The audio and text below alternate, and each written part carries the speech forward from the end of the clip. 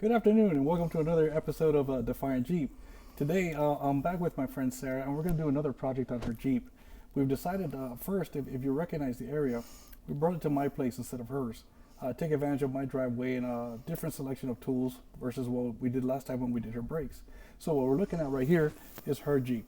It is a 2010 JK, and what we're going to do is we're going to replace the factory rear bumper with an aftermarket Hooke Road steel bumper that also has a tire carrier and provisions for two 2-gallon gas cans. So let's take a look at the actual Jeep, and we're going to move forward from there. So far what we've done is we went ahead and prepped the area. We have removed the spare tire. So this tire carrier is going to be removed. This factory plastic bumper is going to be removed, and we are going to go ahead and replace it with of course the aftermarket items. So at this point right here we are looking at a steel bumper by Hooke Road. It's still in the box, plastic wrapped of course. There is a tire carrier and the gas cans. We are going to go ahead and lay out a prep area to right here. There you go. We're going to lay out a prep area right here. We're pretty much going to lay it on a piece of cardboard so that we're not let's say bareback to pavement. We don't want to pretty much get road rash in a sense. So we're to lay out some cardboard there. We're going to get our tools prepped, and then we're going to get going with the whole disassembly. We're first going to start with removing this guy, then we're going to remove that guy. We're going to remove the trailer hitch, and we're going to remove this hook. Alrighty, so now from here, as we know, it is a known fact that whenever you replace a factory bumper with an aftermarket, there's always going to be some provision loss, like that hook and the trailer hitch.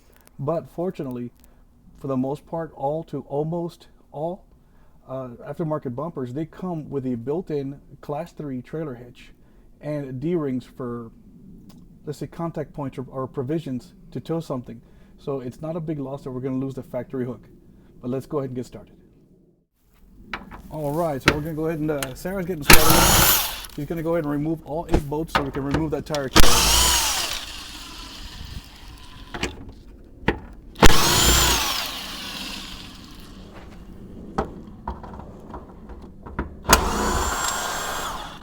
Now while she's removing the bolts, let me remind you a little something here. This tire carrier also has a third brake light.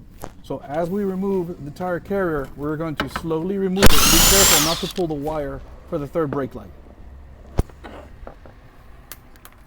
So I got the top 2 left. I just don't want it to fall on me. No, yeah, it's actually pretty light.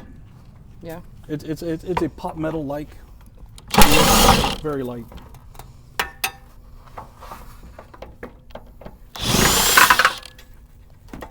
Alrighty, I got that one. Okay. Okay, now what we're going to do is we're going to try and rest this somehow or balance it, and we're going to get a little Allen head screwdriver or a Torx, I'm sorry. We're going to remove these 2 right here. This is going to release this cover, and there is a connector that we're going to unplug so that we can remove this for the moment. Mm-hmm. All right, ready? Okay, go ahead. All right, now we got Sarah go ahead and removing those Torx screws. And I did make an error. It's not 2 screws, it's 4 screws. They are very tiny Torx. I can't remember the number, but you see how easily it came off?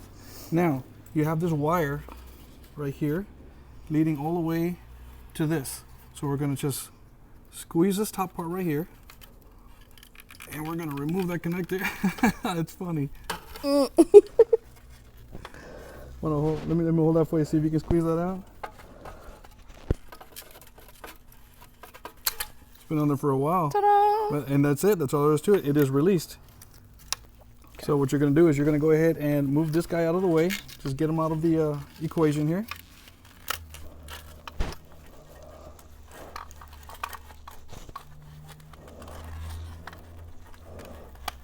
Perfect. You're going to go ahead and put him down to a side somewhere. You do that. Let me hold your wire, and you're out. Now this little guy, this cable can still be reused. We're just gonna kind of somewhat hang him out of the way, and you're all set.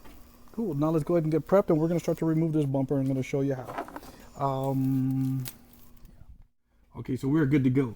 The first thing I'm gonna show you is all the fasteners that we're gonna remove. There's probably about 12 to 14 bolts to remove to take the bumper off. we're going to remove some brackets that are no longer going to be used. And then from there, we're just going to install a new bumper, make sure that's secure, and then we're going to install the tire carrier with the gasket heads. So let's take a look at what we got. Now to keep it easy, I'm going to show you one side of the vehicle.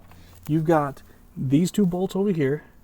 You've got, where are you? These two bolts right here.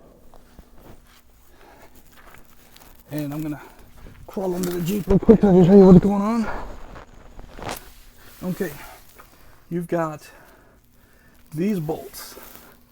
You got about 6 of them going across.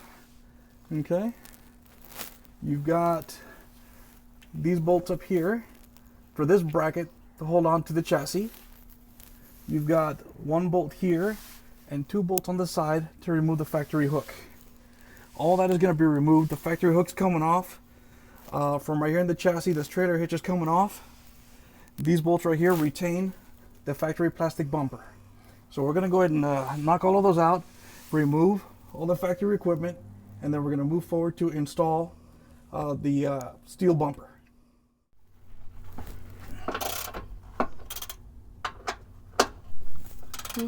Alrighty, so at this point right here, I am just starting to loosen the bolts. That's good. Let's give this one a little bit more wiggle out of that. That'll be fine for the moment. You can already see it's got a little bit of play. Let's go to the other side real quick. We're gonna undo those.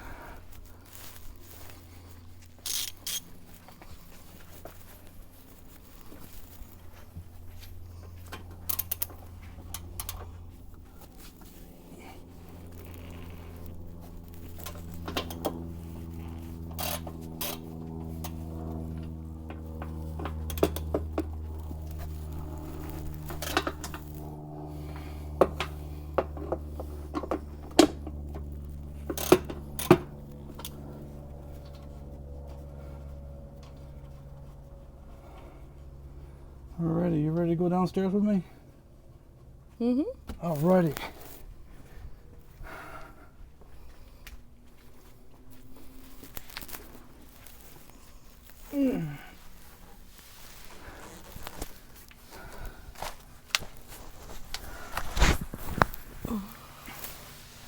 Let's start with this one.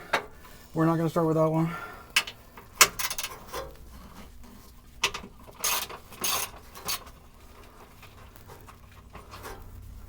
Now this one is going to be a bit long.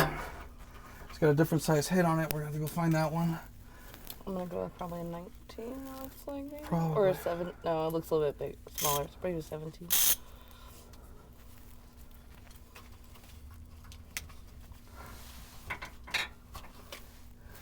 Okay.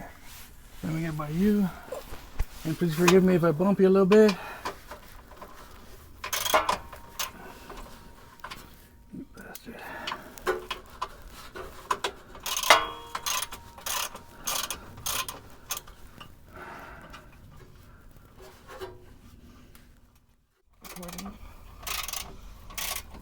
So it was an 18.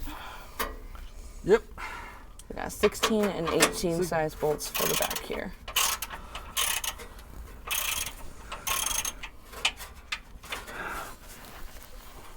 And some of you may have caught that video where I just installed those rocker guards on Patty's Jeep. And as I mentioned before, if I had some kind of like pneumatic or battery powered cordless tool, this process would go a whole lot faster. At the same time, this goes to show a lot of do-it-yourselfers like me, like you, we can always do it in our yard with hand tools. It does take a little longer, but it is not impossible. I can do it, I know you can do it.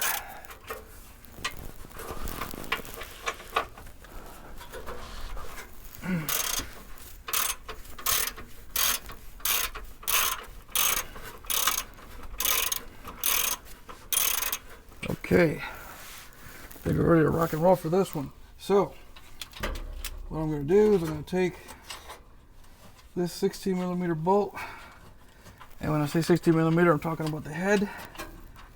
It's probably a ½ inch or maybe a 14 millimeter bolt. I don't know what it is. Oh, it's not very big. Okay, now there's another one just above it. I'm not going to touch it yet, because right now my goal is to take the bumper off. So let's go ahead and see if the 18 is the same size for this bolt right here.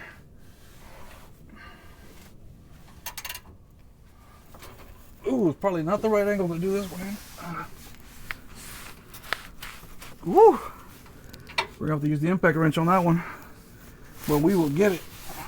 So let me slide over here real quick. Take this bolt off of here.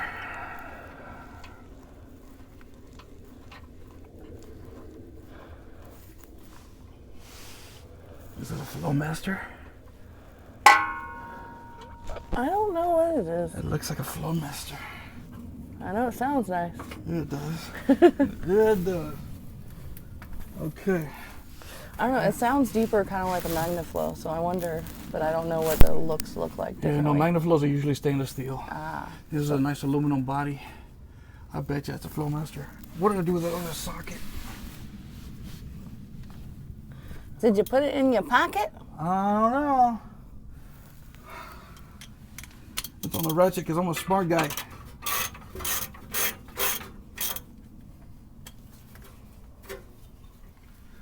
I'm sorry.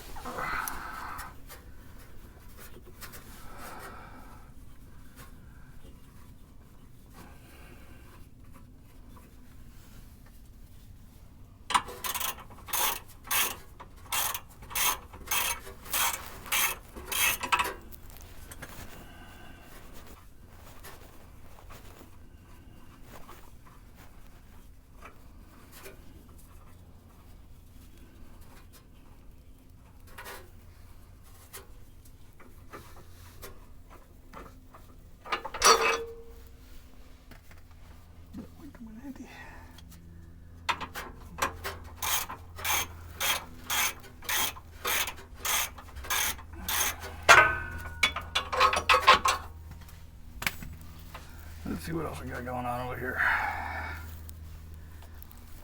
Yeah, I'm definitely gonna invest in a some kind of power tool or ratchet. You can only do this so many times with your hands before your fingers start to cramp. Arthritis is a bitch. Yeah, especially for an old fart my age, right? Shit. I'm mid-30s and I'm already getting it. Whatever.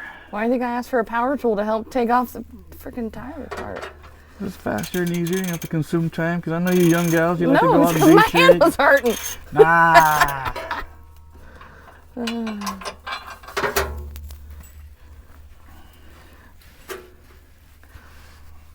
Almost. Now we're gonna be careful. This is the last one, so to pull it out, trailer hitch may fall. Okay. Watch out. Watch out. Yeah, right. As long as I'm over here, to hit me in the chest and not my teeth, so I'm good. As long as I keep my teeth, I don't care what happens. It'll punch in the gut, though. There you go. Nothing else is gonna fall, right? Like the bumper or anything? If it does, it's plastic. There's like really no steel in it. It's all plastic.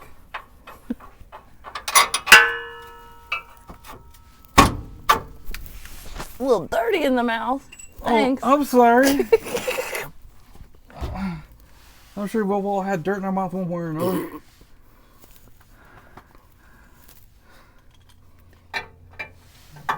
Dirty man. No, not me.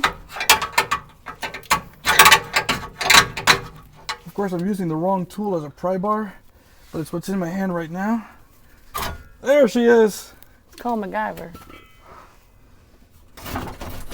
Okay, now, see how loose it is? We got 2 bolts on each side. Perfect time to go off-roading. What happened? Perfect time to go off-roading. Exactly. Drop it off. Where's your bumper? Somewhere back there. Mount Potosi got it now.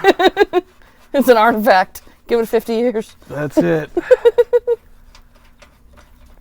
So what, these 2 mounting bolts on the left side and right side? Uh-huh. All right. You got, actually, if you could just do the 2 that are right here on the chassis, the brackets will stay on the bumper, and the whole thing should just come down.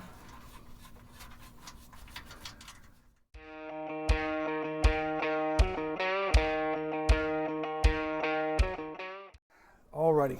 From this point, we had removed all the fasteners that I believe are holding the bumper on. It should be ready to pull off. Why don't we take a look? So, with the trailer hitches removed, we're going to give this a nice pull. It is nicely loosened. So we're missing something. What's keeping it in place? I'm gonna go with a lot of dirt. A lot of dirt? Yeah. It could be a lot of dirt. Probably. Okay, this side looks fine. You know what? I think I know what it is. Dirt? No. 2 strip brackets way up top. We did not remove them. And that's okay. Alrighty, so we're back here under the Jeep. And of course me, being a ding-a-ling, I forgot to remove the other bolts. They're a very particular bracket. I got this one side off, and it's kind of like an S-shaped bracket. Bolt here, bolt here. This side goes to the bumper, this side goes to the chassis. So I got that one out. Let me take out the one from the passenger side, and then we should be good to go, and the bumper should lift right off of it. Now, the issue here, like many other Jeeps, it does have the factory muffler in the way. So we're gonna do what we can, as best we can to maneuver around it. Now, there's a chance that this bumper's gonna fall. It's okay, it's just plastic. We'll make do with what we got. Let me see if I loosened it enough by hand.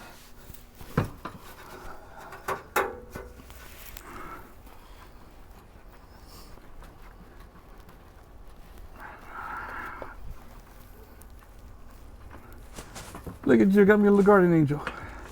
Lower it a little bit. There you go.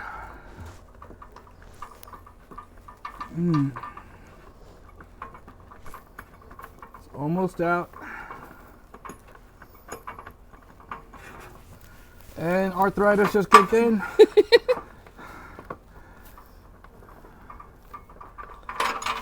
All right, other bracket just hit me in the chest, got the bolt out. Now, dun dun dun! Yay! It's out! Ta-da! You hear that? Hardly no noise, it's Plastical. all plastic. So, from this point right here, depending on... She's naked! She's naked. Look at that. Look at that booty. I'll tell you what, man.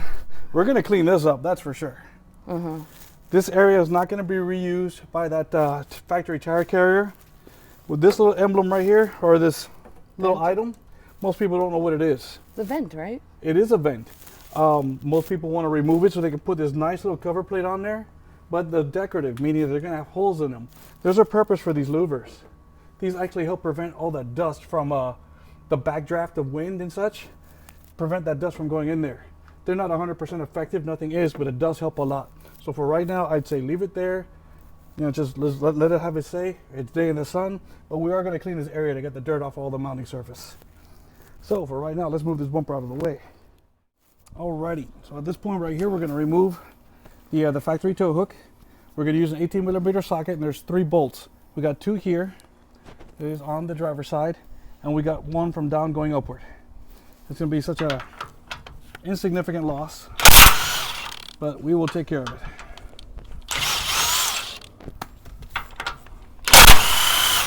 So this one comes with 2 already in the back, so we're gonna be fine. Well, it doesn't come with tow hooks per se, but it does come with D-rings, like those little hoops, like what you have on the front, so that you can put shackles on there, and that's going to be your tow point instead of this factory hook. Right.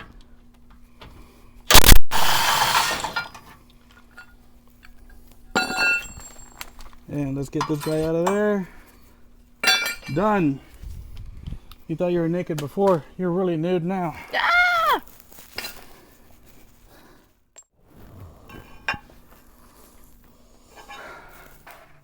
Alrighty, so now we are ready to install a bumper. The first thing we're going to do, while the chassis is exposed, you have these 2 rectangular areas, 1 on each side. That is for these guys. These are actually mount plates. So what we're going to do is going to take 1 on each side,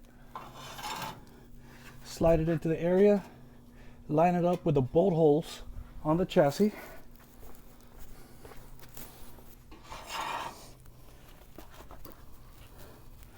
Because with these holes here and the screw plate in place, it's going to line up with these holes or slots that are on the bumper. Of course, they're on both sides, so it's completely secure. All right. All right, for the fact that the bumper is relatively sizable and is a bit heavy, we're not going to record where we actually lifted and bolted on because I'm going to need Sarah's hands to help me out with this. So just hang in there. By the time I get back to you, the bumper is already going to be set in place, and then we'll take it forward from there. Alrighty, so we do have the bumper presented in its mating area. What we're going to do is from the bracket that's built onto the bumper, we've got the holes kind of lined up to the plate with the nuts on it on the inside of the chassis. So we're just going to go ahead and by hand start these screws and present it in place, but we're not going to tighten down because at the same time we have to go under the bumper and start and present the 6 bolts that go underneath there, and those have to be tightened first before we tighten up the ones on the sides. Again, this is a part where I'm going to need an extra pair of hands, so we're not actually going to record the whole screw mating part of it. So we're going to put this down and we'll be with you in just a moment.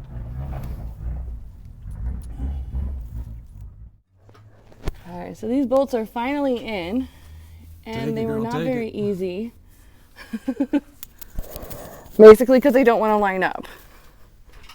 But once we decided to use the stand, or jack I should say, they were going to line up, because the problem is that the plate that's inside here, it wants to move every time you decide to go ahead and put the bolt in.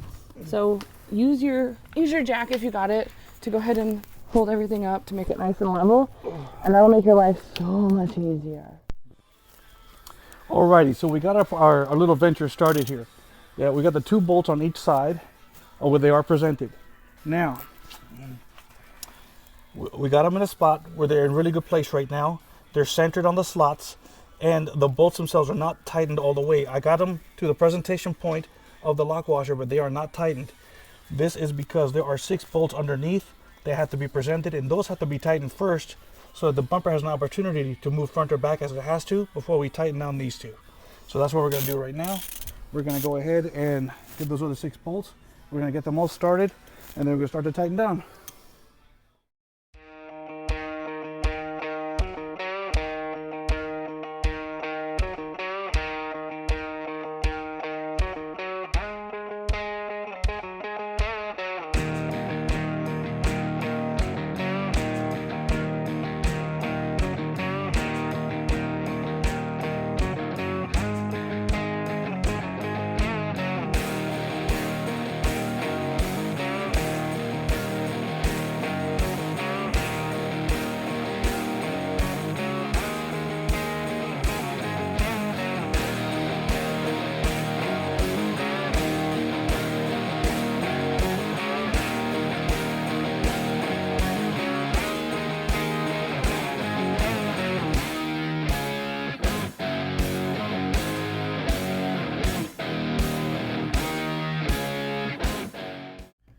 With the rear bumper already installed, we're ready to move forward. The rear bumper installed actually very nicely. I got all the bolts in place, and there's nothing out of place, and there are no spare parts so far. Everything's working out well according to plan. From this point forward, we're going to go ahead and move forward. We're going to install the spare tire carrier, which is also the swing arm. We're going to do a mock-up of the spare tire adapter that's going to mount the spare tire. And of course, we're going to make all the adjustments so that the swing arm opens and closes without any issue, and all the strikers are working well. On the pivot point, we're going to install an upper and lower wheel bearing assembly that's going to help with the swing arm so it doesn't bind and everything works very smoothly. You can see that the item size itself is oversized. I'm going to have Sarah help me lift it and mount it onto the post while I install the bearings. So I'm not going to capture any video of that right there, of that little phenomenon, but we're going to get all that done, and then from there we're going to go ahead and show you all the steps we've taken to make sure it's adjusted well. With the spare tire carrier installed, you can see the item itself takes up the entire length of the bumper from left to right. Now the bearings were installed and they were adjusted. There is some consideration to be made with the height or depth of the striker and the post, but we haven't gotten to that yet. Right now we're just taking a look at the carrier as it's installed, the points that we have taken to make sure it's installed correctly. The upper and lower bearings are connected or installed. They have been tightened to a perceived torque amount, So right now it's looking well.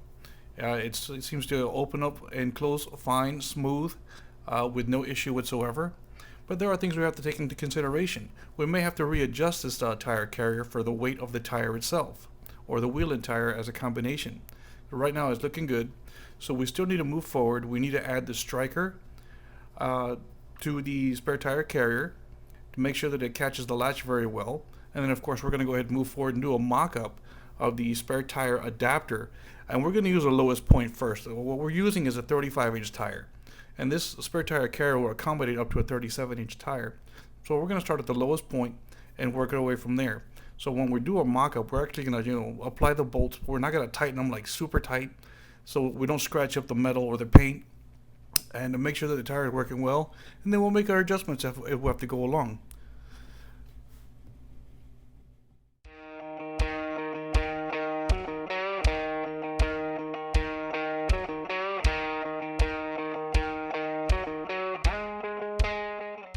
Now, during the installation of the striker, we noticed that the threads were a little boogered up.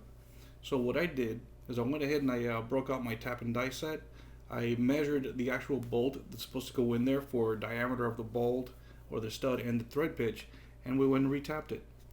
Now here, we are actually doing a mock-up of the spare tire carrier itself. We're going to apply a couple bolts. We're going to go ahead and move forward and test fit the tire to make sure that the height is correct. We want it low enough that it doesn't strike anything it's not supposed to, yet allows for as most visibility as possible. So during that time, I am going to convince Sarah to go ahead and help me out here. I love helping her out.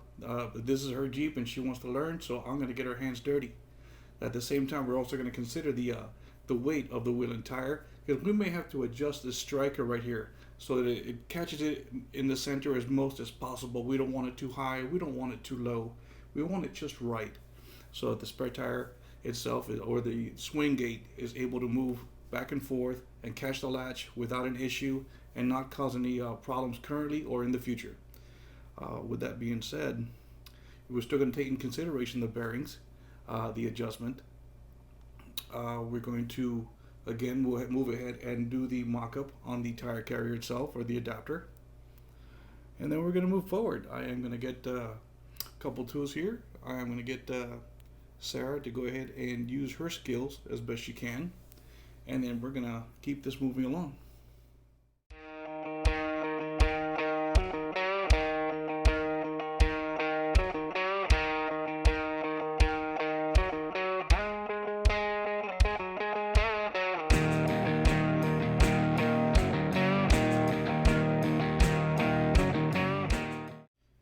Here we can see that Sarah is doing what she can with the tools she has.